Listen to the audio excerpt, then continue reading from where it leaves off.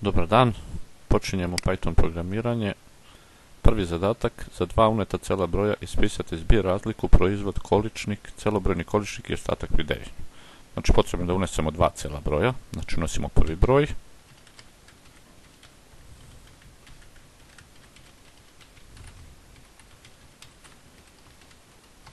Objasnili smo ranije zašto nam služi int, znači za cele brojeve, a ukoliko želimo realne brojeve koristimo float.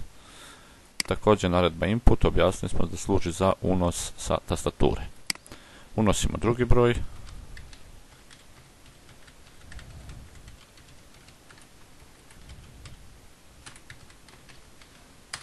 Sada kada smo unijeli broj možemo da vršimo izračunavanje. Prvo ćemo naći zbir, promjenjivu ćemo nazvati z.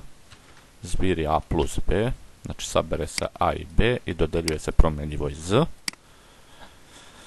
Razlika je a minus b, proizvod nazvat ćemo ga pr je a puta b, količnik ćemo nazvati kol jednako a kroz b, celobrojni količnik nazvat ćemo ga ck jednako a, dve razlomačke crte b, znači celobrojno deljenje, i ostatak pri deljenju nazvat ćemo promjenjivu ost je a procenat b. Ostaje nam da ispišemo rezultate. Print zbir je promjenjiva z, razlika promjenjiva je r,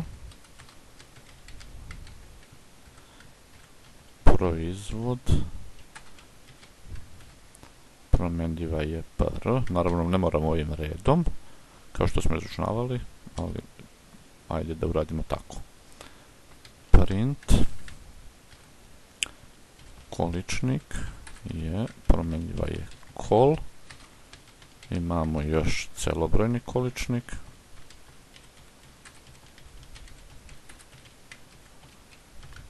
i ostalo nam je još ostatak pri deljenju.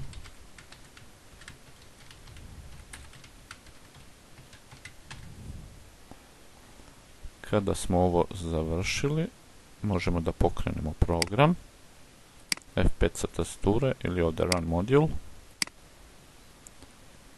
Prvi broj unesemo 17, drugi neka bude 9 i dobili smo rezultate. Zbir je 26, razlika 8, proizvod, količnik, celobrojni količnik i ostatak. To bi bio prvi zadatak, prelazimo na drugi.